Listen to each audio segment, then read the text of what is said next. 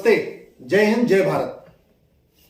आज के अखबार में एक खबर आई है कि बिहार में 77,000 फर्जी शिक्षक पाए गए हैं। बिहार में एक पीआईएल हुई थी पटना हाईकोर्ट में कि बिहार में बहुत सारे लोग फर्जी डिग्री के आधार पर टीचर बने हुए हैं। पटना हाईकोर्ट ने जांच करने का ऑर्डर किया तो अब तक 77,000 टीचर फर्जी पाए गए हैं। एक दो नहीं, 100-200 नहीं, 1000-2000 नहीं, 77,000। इसका मतलब इस देश के टैक्स पेयर का पैसा 77,000 मुन्ना भाई अपने घर ले जा रहे थे। 77,000 मुन्ना भाइयों ने बच्चों के भविष्य के साथ खिलवाड़ किया। भाई, जिसको पढ़ना लिखना नहीं आता, फर्जी डिग्री के सहारे फर्जी डिग्री बनवा के अगर वो टीचर बन गया है तो उसने तो बच्चों का भविष्य बर्बाद किया। 77,000 टीचर, सोचिए, यानी कोई पूरा बिहार का ऐसा स्कूल नहीं होगा जिसमें एक टीचर फर्जी नहीं होगा। लगभग 77,000 वहां स्कूल है प्राइमरी और उतने ही वहां पे टीचर फर्जी पाए गए। इसका मतलब हर स्कूल में एक फर्जी टीचर है। ऐसा क्यों हो रहा है? सिंगापुर में तो ना कोई फर्जी सर्टिफिकेट बनाता है ना कोई बनवाता है। अमेरिका में तो कोई फर्जी ना सर्टिफिकेट बनाता है ना कोई बना के देता है ना कोई बनवाता है। कोरिया में हमने कभी नहीं सुना कि किसी ने फर्जी अपनी डिग्री बनवाई हो और किसी ने बना के दिया हो। यह भारत में ही क्यों होता है? मैं बार बार कहता हूं, अगर कोई समस्या भारत में है और वो अगर सिंगापुर में नहीं है, कोरिया में नहीं है, अमेरिका में नहीं है, तो इसका मतलब क्या हुआ? या तो सिंगापुर के प्रधानमंत्री ज्यादा अच्छे हैं या तो सिंगापुर का कानून ज्यादा अच्छा है। अगर भारत में मुन्ना भाई है, फर्जी डिग्री बनती है, फर्जी सर्टिफिकेट बनते हैं, लोग नौकरी पा जाते हैं, लेकिन कोरिया में ऐसा नहीं होता, जापान में ऐसा नहीं होता, तो इसका मतलब यह हुआ या तो वहां के प्रधानमंत्री ज्यादा अच्छे हैं या तो वहां का कानून ज्यादा अच्छा है। हमने यहां पे SC/ST एक्ट में क्या किया? SC/ST एक्ट में यह किया कि जैसे ही आप शिकायत करोगे कि मुझे इसने जाति सूचक शब्द कहा, तुरंत मुकदमा दर्ज होगा,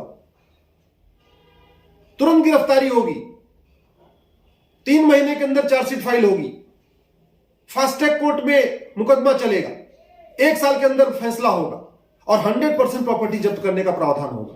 यह हमने इसी संसद ने, भारत की संसद ने ऐसा कानून बनाया है। SC/ST एक्ट में शिकायत करते ही तुरंत FIR, जांच बाद में होगी, पहले FIR होगा। शिकायत करते ही तुरंत गिरफ्तारी, जांच बाद में होगी, पहले गिरफ्तारी। फास्ट ट्रैक कोर्ट में मुकदमा, 1 साल के अंदर मुकदमे का फैसला और 100% प्रॉपर्टी जब्त करने का प्रावधान। ऐसा कानून हमने फर्जी डॉक्यूमेंट बनाने वालों के खिलाफ क्यों नहीं बनाया? ऐसा कानून हमने पैसा लेके सरकारी नौकरी देने वालों के खिलाफ क्यों नहीं बनाया? ऐसा कानून हमने, जैसा SC/ST एक्ट है, ऐसा कठोर कानून हमने घूसखोरों के खिलाफ क्यों नहीं बनाया? SC/ST एक्ट जैसा कठोर कानून हमने कमीशन खोरों के खिलाफ क्यों नहीं बनाया? SC/ST एक्ट जैसा कठोर कानून हमने बेनामी संपत्ति रखने वालों के खिलाफ क्यों नहीं बनाया? SC/ST एक्ट जैसा कठोर कानून हमने आय से अधिक संपत्ति वालों के खिलाफ क्यों नहीं बनाया? SC/ST एक्ट जैसा कानून हमने कालाधन रखने वालों के खिलाफ क्यों नहीं बनाया? आप सोचिए, भारत की संसद ने SC/ST एक्ट कानून बनाया और उसमें 5 प्रावधान किए। शिकायत करते ही मुकदमा दर्ज होगा, जांच बाद में होगी। FIR दर्ज करते ही गिरफ्तारी होगी, जांच बाद में होगी। 3 महीने के अंदर चार्जशीट फाइल होगी, फास्ट ट्रैक कोर्ट में मुकदमा चलेगा, 1 साल के अंदर फैसला होगा और 100% प्रॉपर्टी जब्त करने का प्रावधान होगा। ऐसा कानून हमने घूसखोरों के खिलाफ क्यों नहीं बनाया? जमाखोरों के खिलाफ क्यों नहीं बनाया? मिलावटखोरों के खिलाफ क्यों नहीं बनाया? कालाबाजारियों के खिलाफ क्यों नहीं बनाया?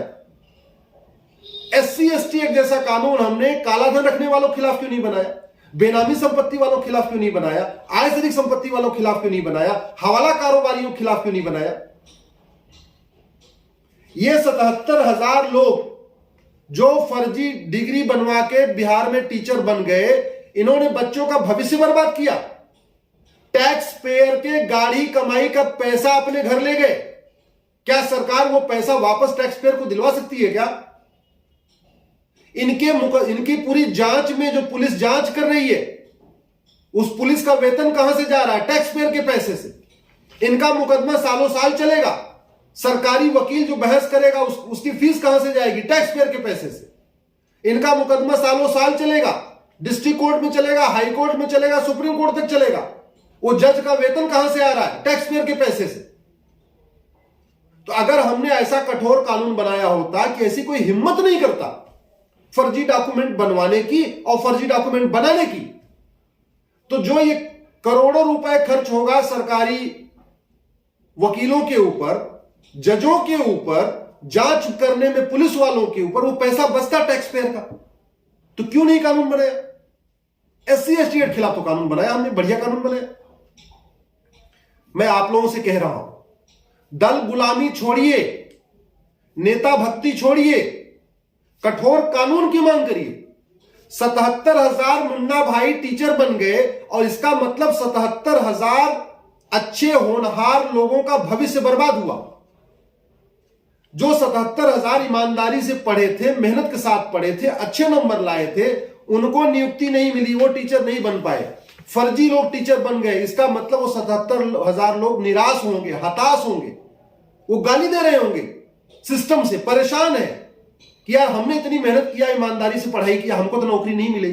और वो आदमी देखो, उसने 1,50,000 रुपए खर्च करके फर्जी डिग्री बनवा लिया और टीचर बन गया। तो इस भारत में जो अशांति है, उस अशांति का मूल कारण घटिया कानून है। भारत में जो अशांति है, चारों तरफ परेशानी है, जो गलत काम हो रहे हैं, उसका मूल कारण घटिया कानून। मैं बार बार कहता हूं, अगर रोग ठीक नहीं हो रही है तो इसका मतलब या तो डॉक्टर गड़बड़ है, डॉक्टर अनुभवहीन है, डॉक्टर अयोग्य है, डॉक्टर को पता ही नहीं कौन सी दवा देनी है। अगर बीमारी ठीक नहीं हो रही है, डॉक्टर अच्छा है, इसका मतलब दवा घटिया है, दवा नकली है, दवा फर्जी है। तय आपको करना है। जो समस्याएं आपके जीवन में है, मेरे जीवन में है, भारत के आम जनता जिन समस्याओं से परेशान है, अगर वो समस्याएं फ्रांस में नहीं है, सिंगापुर में नहीं है, कोरिया में नहीं है, अमेरिका में नहीं है, तो अंतर दो का ही है, या तो वहां के शासक अच्छे या तो वहां का कानून अच्छा। बिहार में तो नीतीश कुमार जी ईमानदार है, फिर बिहार में 77,000 टीचर कैसे भर्ती हो गए? अगर मेरी बात ठीक लगी हो तो अपनी राय जरूर दीजिएगा, वीडियो को अधिक से अधिक शेयर करिएगा। याद रखिए, समाधान संसद और सुप्रीम कोर्ट में ही होगा, लेकिन संसद और सुप्रीम कोर्ट को जगाने के लिए दो तरीका है, सड़क और सोशल मीडिया। या तो सड़क पे उतरिए या सोशल मीडिया में लिखिए, खुलेआम लिखिए, बिना डर के लिखिए, बिना भय के लिखिए, पार्टी हित से ऊपर उठ के लिखिए, दल गुलामी छोड़िए, राष्ट्र के बारे में सोचिए, आने वाले बच्चों के बारे में सोचिए। क्योंकि आज के अच्छे नेता आपकी समस्याएं ठीक नहीं कर सकते, लेकिन आज का अच्छा कानून आपकी समस्याओं को ठीक करेगा। जय हिंद, जय भारत।